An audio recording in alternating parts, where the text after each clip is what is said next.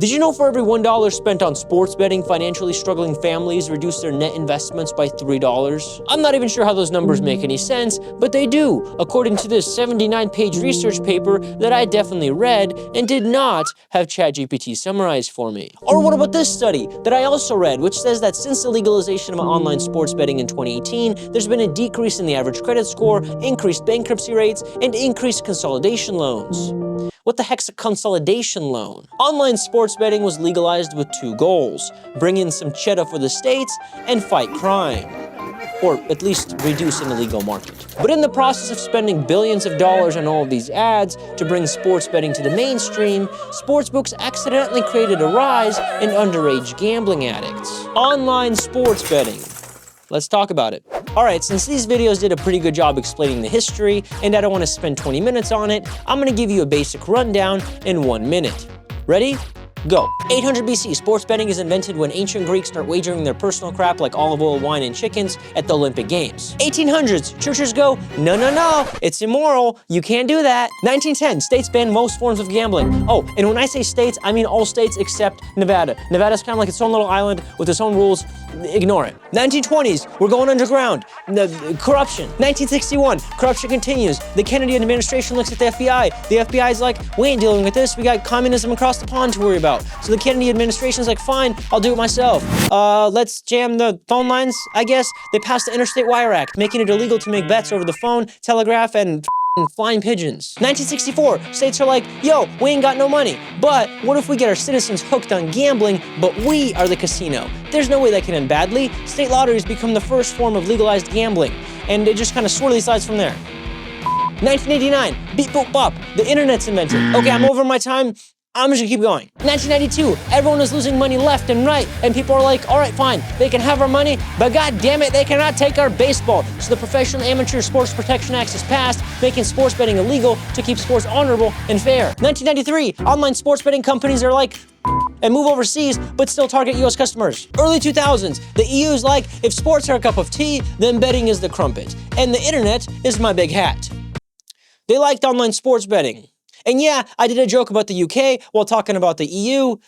Deal with it. 2006, Bush, no, not that one, this one, signed the Unlawful Internet Gambling Enforcement Act, making it illegal for financial institutions to process transactions related to online gambling, with a few exceptions, like horse racing, lotteries, and you already know who it is, fantasy sports. Late 2000s, Europeans are like, legalize it, and online betting becomes mainstream in Europe. 2009, the Lord has awakened. FanDuel is created initially focusing only on fantasy sports. 2012, like Baby Lord, DraftKings is created. Mid-2010s, sports betting becomes popular in the States, but still like totally illegal, so you have a bunch of little criminals running around. May of 2018, the federal government's like, we don't really want to deal with this anymore. States, do your thing. But remember, Nevada, been doing its own thing since like the 1800s. August of 2018, DraftKings is like, the time has come, and launch online sports betting where people can bet on a bunch of different sporting event outcomes, all from their telephone.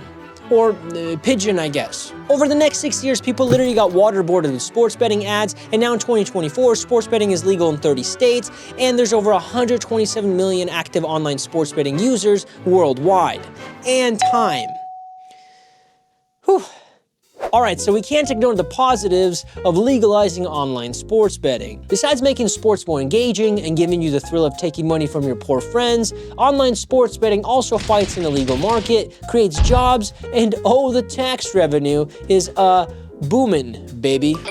So good. I mean, some states like New York and New Hampshire, those are the only two states, but they tax sports betting revenue at 51%. As my parasocial friend Owen Wilson would say, whoa. And even though I personally don't gamble and think it's a terrible idea to wager your hard-earned V-Bucks on chance, this video is not about how online sports betting is the same as slot machine gambling and they're all evil and should be banned.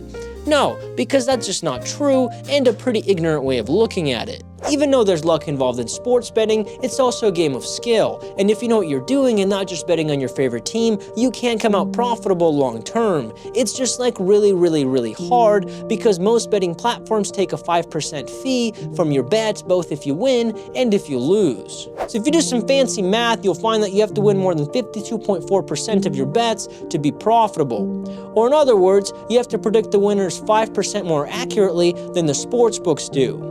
Or in other words, sportsbooks spend millions of dollars on sports analysis to give you the most accurate odds, and you just follow a Reddit forum. Or in other words, good luck. Anyway, the real issue with online sports betting is the advertisements. In 2022, sports betting platforms spent over $1.4 billion on marketing. That is almost double what the beer industry spent that year. States do have regulations for sports betting advertisements, like requiring them to show the minimum age and the gambling hotline number, but the marketing teams design these disclosures to not be readable at all. For example, this 30-second DraftKings ad has something crazy happening in each shot, and when you finally get to the disclosures, get off your couch and put on your reading glasses because you have 5 seconds to read a novel. Oh, and try not to get distracted by this completely irrelevant Corvette doing donuts in the background. There are a lot of regulations trying to prevent marketing to people under 21, like banning cartoon characters and banning spokespeople that appeal to a young audience. But come on, no matter who you get, these are world-class athletes and entertainers. If you've ever watched basketball, you know that LeBron James has had hair transplant surgery, and if you've ever been to a movie, you've seen life-size cutouts of Kevin Hart that give him an extra few inches. Speaking of underage drunks, it wasn't until recently, June of 2024, that sports betting ads were banned from university-owned news assets and campuses. Mostly because LSU sent out this Caesars Sportsbook ad to their underage students. LSU?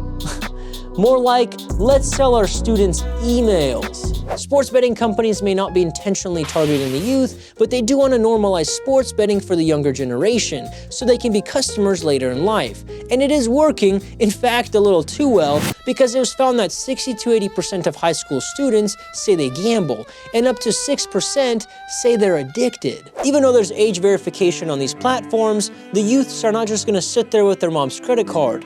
They found some loopholes, like getting an adult to verify their account, using fake IDs, using unregulated offshore platforms, using an online bookie with paperhead sportsbook sites where there's no money exchange on the site and they just deposit money to their bookie using apps like Venmo and Cash App. And finally, they could play social sports, which is like a free-to-play sports betting contest where players can earn rewards and experience the thrill without the financial risk.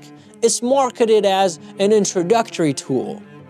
Kind of like how heroin is an introductory tool to meth.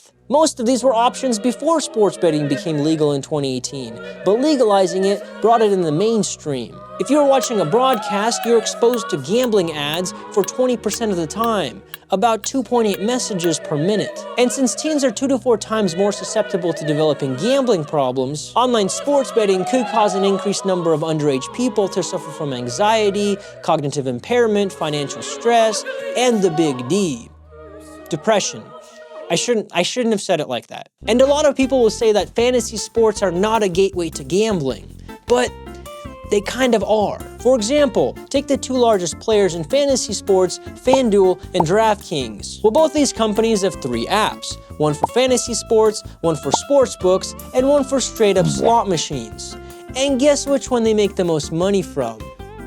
I don't know, I actually couldn't find that number. So what do we do, boys? Well, to fight normalization of sports betting to the youths, we can ban popular athletes and celebrities from ads, and only allow like really old wrinkly celebrities from the 60s. We can also ban teams from partnering with sports books, and instead they can partner with actual bookstores. Get it? Like sports books and book stores? It's a play on words.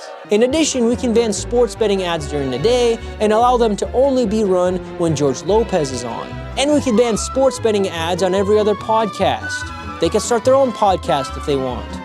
Dang it, I did not check if they already do. They might already have a podcast. I don't know.